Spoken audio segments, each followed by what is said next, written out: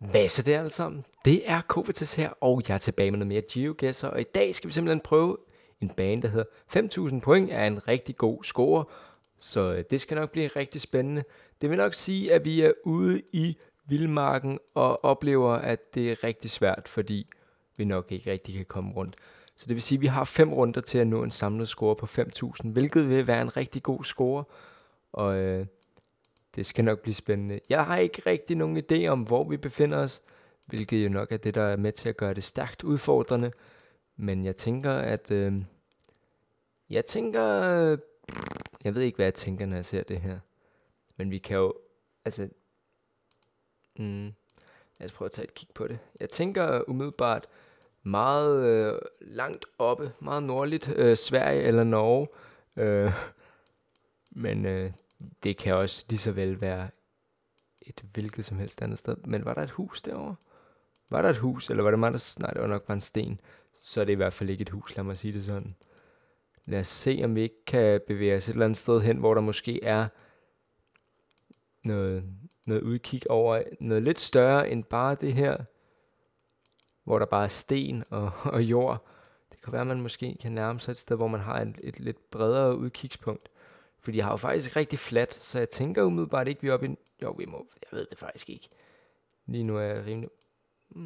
så tænker jeg ikke Nordsverige eller Norge længere. Nu tænker jeg faktisk lidt mere USA, fordi... Hvad er det der? Nej, jeg ved det faktisk ikke. Altså, det skal jo også være rigtig svært.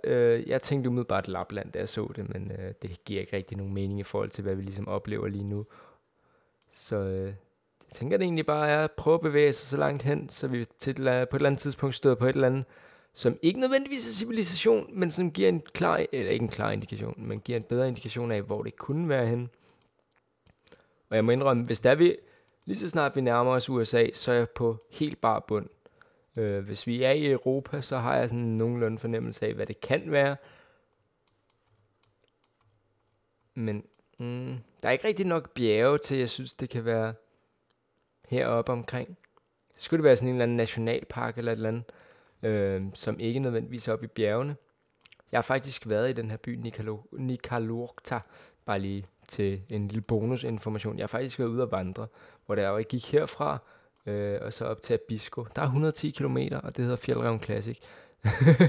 Jeg ved ikke lige, om det er noget information, I kan bruge til noget, men det har jeg i hvert fald gået et par gange. Så det er meget hyggeligt. Og med et par gange, så tror jeg faktisk, er det 1 eller 2 gange? Jeg har faktisk gået det 2 gange. Ja, super. Og det her, jeg ved det ikke, jeg skyder på en nationalpark lidt længere nede måske. Her omkring eller et eller andet. Så der var en... Skal vi prøve at gætte? Okay, det var i USA. Så det var i Canada, så det er ikke engang i USA. Så det var nationalpark. Okay, så vi bliver ikke meget klogere af det her. Jeg tror bare, det bliver mere og mere udfordrende, i takt med, at vi bevæger os. Okay, der er simpelthen en guide her, og han bevæger sig længere og længere væk. Og vi kan ikke rigtig få et ordentligt kig på ham, så man kan få en sådan nogenlunde indikation af, hvor i verden man måske kunne befinde sig. Lad os lige prøve at gå tilbage til starten. Jeg tænker umiddelbart et sted i Afrika, men det kan lige så vel være et sted hvor som helst i verden.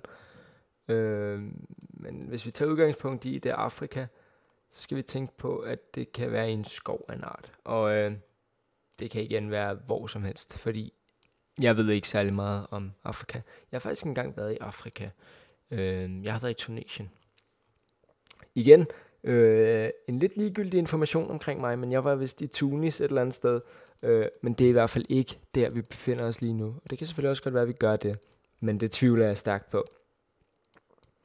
Men ja, jeg tror heller ikke, vi bliver meget klogere, end at vi befinder os i Tunis. Ikke i Tunis, i Afrika eller et eller andet sted i verden. Jeg ved det faktisk ikke.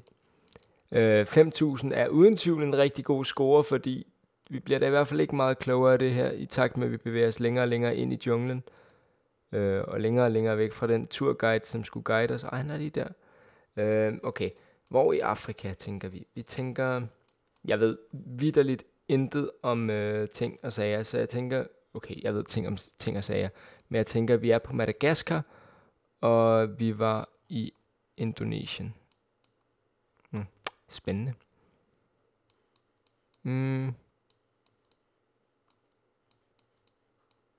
Spændende.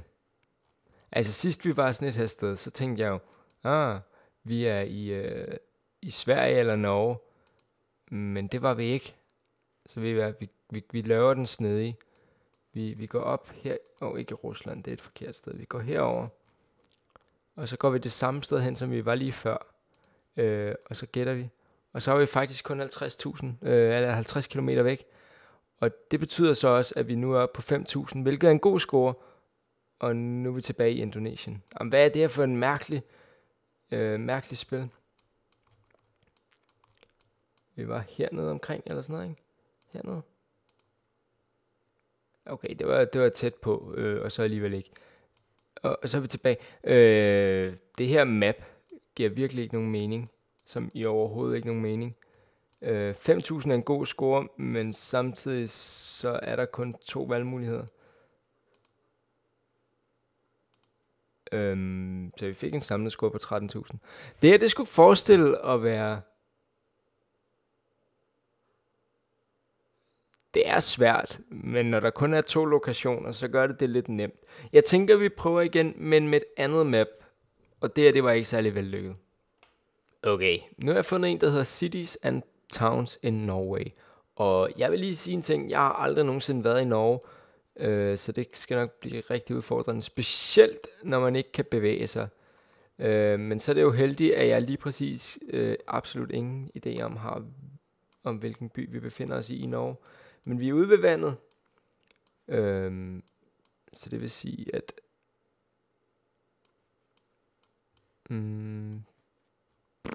ja, det ved jeg da ikke. Altså, det ligner jo ikke nødvendigvis en stor by. I min optik. Men det kan selvfølgelig også være, at jeg tager fejl, fordi der er rimelig lang afstand derind til. Det ligner der, at... Jeg ved ikke, hvad det skal forestille, men en kæmpe stor bygning.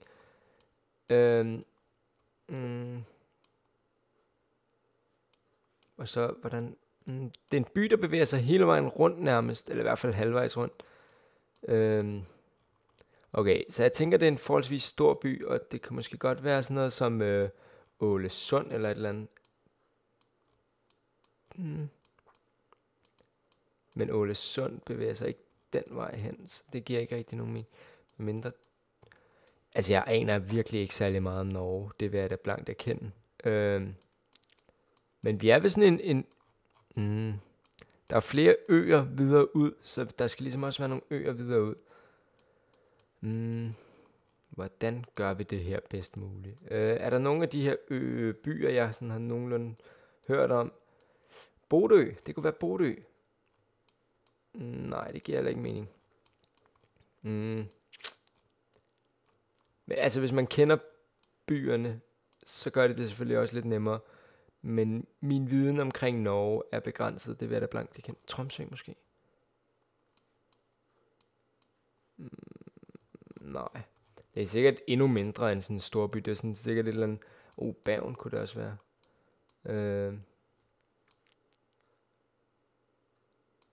Kan man sådan se et eller andet her? Altså det er sådan ligner... Hvis vi tager her Møllendal, og så gætter... Altså så er vi så langt væk. Det er Trondheim simpelthen. Den by har jeg selvfølgelig hørt om. Men så befinder vi os simpelthen ude på sådan verdens mindste ø, som hedder Munkholmen. Munkholmen batteri, okay. Altså det bliver man jo ikke klogere af. Nu er vi simpelthen i Oslo. Eller noget, jeg ved det ikke. Bingo, bingo, bingo. Bingo, bongo, bongo. Norges Vent, hvad står der? Norges hvad? Norges midtpunkt, eller hvad? Hallo, giv mig lov til at se, hvad der står. Midtpunkt. Okay, så Norges midtpunkt. Det gør mig selvfølgelig ikke meget klogere. Men hvad ligger sådan nogenlunde i midten af Norge? Altså, det vil jo sådan nogenlunde være Trondheim, eller Otta. I don't know. Eller er jo teknisk set Norges midtpunkt. Fordi, nej. Okay, brød og cirkus. Hvordan giver det så mening? Så det er sådan en blanding mellem brød og cirkus. Spændende. Meget spændende. Hvad står der her? Jagt, fiske og friluftsliv. Specialforretning. Spændende. Må ikke, at der kommer sådan en indikation på, der er sådan en dobbelt shell logo. Spændende. Jeg siger spændende rigtig meget, men jeg synes faktisk, at det virker meget spændende. Man bliver sådan lidt, man kunne da godt finde på at tage til Norge, hvis man altså har råd til at, okay, benzinen er så åbenbart ikke så dyr, eller også er der ikke nogen pris på. Okay, Coop. Kan vi komme den vej? Hallo? Hallo? Nej, okay. Jeg vil gerne have lov at se, hvor vi måske befinder os. Men vi kan åbenbart kun gå lige ud her. Altså, jeg forestiller mig ikke, at vi er i en verdens største by. Men var der et navn på et eller andet? Kunst og hobbymaling. Spil og indramning. Nå, spejl. Okay, det er ikke spil. Det er selvfølgelig noget helt andet. Begravelsesbyrådet. Eller sådan noget. Spændende. Det ved jeg ikke, hvad jeg vil sige at være et begravelsesbyråd. Kan det ikke bare være sådan et bynavn et eller andet sted, hvor der står, det er Trondheims favoritsted, med venlig hilsen Trondheim, eller et eller andet dumt. Hvad står der der? Kundskabsparken. Jamen, jeg troede lige, der var sådan en by, men medmindre selvfølgelig byen hedder Kundskabs, hvilket jeg stærkt tvivler på. Det vil ikke give mening i hvert fald. Kan vi ikke komme derop på en eller anden måde? Kan vi komme derop? Nej, det er sådan en jernbane. Men det vil jo så også sige, hvis der er en jernbane, så er der selvfølgelig også en station et sted. Og så står der sikkert, du er i et eller andet sted. Hvad var det der for et skilt? Var det et byskilt, eller stod der bare ensrettet? Jeg tror, der bare står ensrettet eller sådan noget. Nej, okay, det var bare et navn. Hvad står der der til gengæld? Trønder. Fluisa. Fliser, måske? Jeg ved det ikke. Jeg ved ikke, om byen hedder Trønder, eller om det er et navn på et eller andet fis, som ikke er en by. Man må sige, at vi får prøvet noget andet, end det vi normalt gør, fordi normalt så beskæftiger jeg mig primært med Danmark, fordi jeg har sådan nogenlunde idé om, hvordan Danmark er opbygget med byer og sådan noget. Lige så snart vi nærmer os Jylland, så er jeg selvfølgelig igen lidt på bar bund. Der er byskilte her. Byskilte. Please. Vær sød. E6. Okay, så vi skal lede efter E6. Okay, E6 simpelthen. Og hvilke store byer er der på E6? Jeg ved ikke om... Der er E-navne på nogle af dem. Men simpelthen ikke dem alle sammen. Så det er ikke alle sammen. Der er alle de store veje, der er E-veje. Eller hvad? Eller skal vi bare lede efter en, der hedder nummer 6? Så det er jo et rigtig godt spørgsmål. Men hvis det er Norges midtpunkt, så tænker jeg umiddelbart, at det er lidt mindre. Eller lidt større end absolut ingenting. Men der burde vel også være et E foran, hvis vi skal lede efter en E6'er. Men altså, det er jo i hvert fald en start at gå efter noget, hvor der står E6. Men det lader ikke rigtigt til at hjælpe os super meget lige nu. Medmindre vi selvfølgelig kigger et helt forkert sted i Norge. Og egentlig burde være langt højere oppe. E12. Det hjælper os igen ikke så meget. Men jeg vil så også sige, at hvis det er heroppe, så giver det ikke rigtig nogen mening, at det hedder Norges midtpunkt. Det var i hvert fald ikke norsk. Det kan vi vist roligt blive enige om. Der er en E8. Okay, så jo længere op man bevæger sig, jo lavere bliver E-numrene. E5. Okay, der tror jeg så grueligt fejl. Okay, så Norge bevæger sig også hernede omkring, eller hvad? Spændende. Altså, jeg går i hvert fald stærkt ud fra, at vi er i Norge, eftersom det var ligesom det hele gik på. Men jeg synes ikke rigtigt, at vi blev klogere på, hvilken by det potentielt kunne være. Er der nogle navne herover? Der er Mekanomen. Det hjælper os ikke så meget. Øhm, mm, Sparebank. Altså, jeg tænker jo E6. Det burde jo være sådan en forholdsvis stor vej at gå efter. Men det lader ikke til at være tilfældet.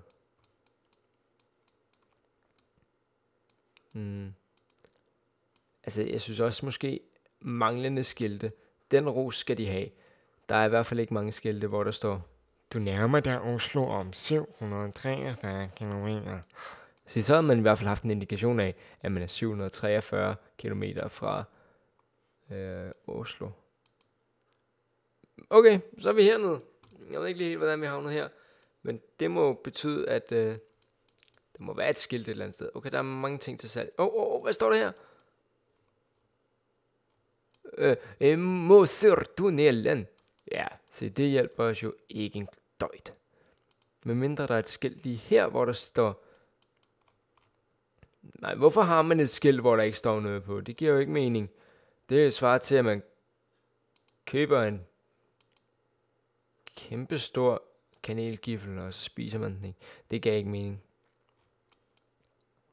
Men jeg er lige så skuffet. Eller sådan noget. Måske. Hvad er det? Hvad var det? Okay, så 700... det kan jo lige så godt opgive, altså. 762, altså 759.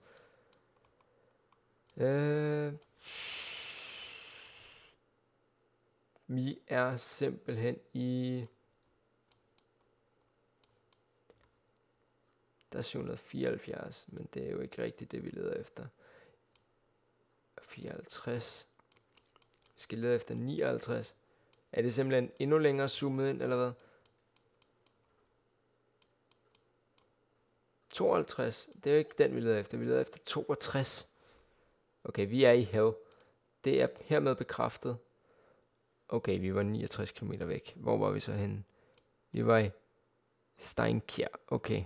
Jamen, kunne de ikke sådan i det mindste tage nogle lidt større byer, så man havde en chance, i stedet for det her fis? Vi er i Strandgaden. Okay. Det vil så sige, at vi er ved vandet et sted. Jeps.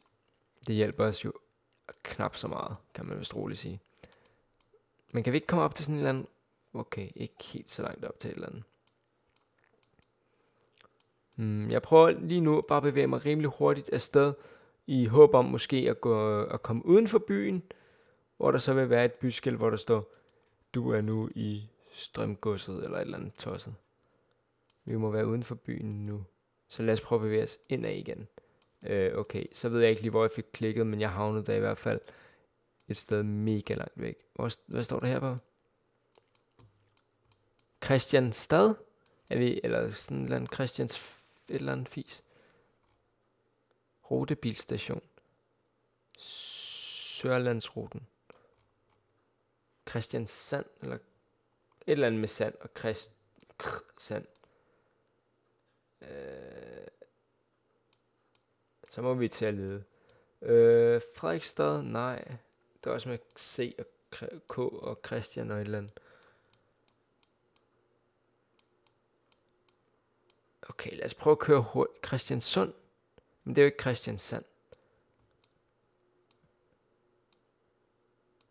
Kan man lige bladre en længere tilbage, og så få Christiansand. Går jeg stærkt ud fra, hvad der står. Det tætteste er Christiansund, vi har set indtil videre. Og jeg synes, det er mærkeligt, hvis man laver noget, der hedder sand, og så ikke hedder sund, og så laver begge dele. Det giver i hvert fald ikke nogen mening i min optik.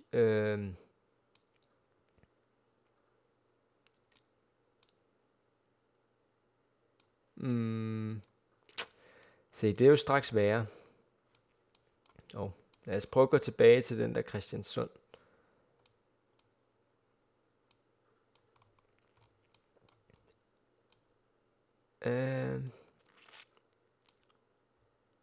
Søfartsmuseum. Interessant. Det er faktisk lige her, vi er. Det kan jeg da fortælle jer, det er. Det var det ikke. Okay, så hvor var vi så henne? For vi var ikke i noget, der hed Christiansund. Eller Sand. Eller hvad? Det ser ikke sådan ud. Jeg kan blive enig med mig selv om, at Norge er på ingen måde min hjemmebane. Hvad er der, står der her? Der står Studenterhuset City. Det vil så sige, at de har et universitet, hvilket jo så udelukker, det udelukker i hvert fald ikke Stavanger. Jeg tænker Stavanger. Jeg ved ikke, hvor der ligger universiteter i Norge. Men jeg tænker Stavanger. Og jeg ved ikke lige, hvorfor jeg tænker Stavanger. Men jeg kan godt lide at sige Stavanger. Så det siger vi lige lidt. Narvik. Narvik. Men Narvik ligger det ikke i Finland. Narvik, lige der. Skal vi så lede efter. Men det er jo så E6, der fører til Narvik. Ja, det er E6. Det er i hvert fald en stor vej. Vær sød og giv mig noget indikation på, at det overhovedet ikke er E6. Vi er ikke i Narvik, kan jeg så fortælle jer. Vi er langt væk, eller ikke nødvendigvis langt væk fra Narvik, men vi er i hvert fald noget vej væk, siden de peger hen mod Narvik. Men man kan sige, et i gåseøjne sikkert bud vil selvfølgelig være Narvik. Men det gør os ikke klogere. Hvad står der så her? Laksel. Hvad står der?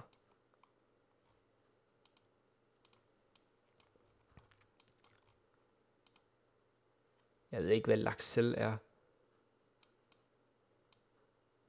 Men det må så være en by nogenlunde tæt på Narvik, men som også er på E6. Og jeg synes, var det ikke også E6, vi kiggede efter tidligere, hvor vi ikke kunne finde E6? Lad os gætte på Narvik. Prøv at se. Det er altså vildt. De har et skilt 287 km væk. Så vi var helt her. Nej, vi var helt deroppe i en by, der hed Alta. Eller hvad? Det giver ikke mening. Det er jo alt sammen skønt, kan man sige. Vi er oppe i bjergene nu. Man kan roligt sige, at Norge på ingen måde er min hjemmebane. Hvad siger den her? Matilda. Og så må der vel gerne lige stå et eller andet. Førde. Var det dig, der slog en brud? Nej, det var Førde. Det giver ikke mening i min bog. Førde.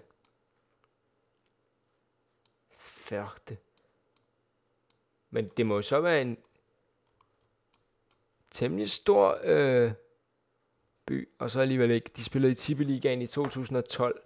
Det er alligevel 6 år siden, og Tippeligaen, det er jo den bedste liga, man kan få i norsk fodbold. Og Førde, jeg tror, jeg har fået Førden af noget, eller noget. Nej. Altså, jeg tænker langt oppe, omkring her, eller sådan noget. Der må Førde ligge.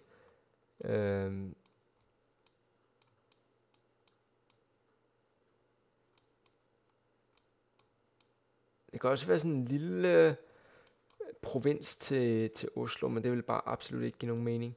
Så jeg tænker, vi er heroppe omkring. Og så gætter vi. Det var virkelig forkert, så det var nærmest en forstad til Oslo. Og byen hedder Førde, men den havde vi aldrig fundet. Og ved I, hvad I kommer til at finde nu? I kommer til at finde like-knappen, og så håber I synes godt om videoen, og så ses vi igen i morgen til en ny video. Hej hej. Og jeg vil lige sige en ting, og det er Norge. Det er nok ikke lige det sted, jeg kender allerbedst.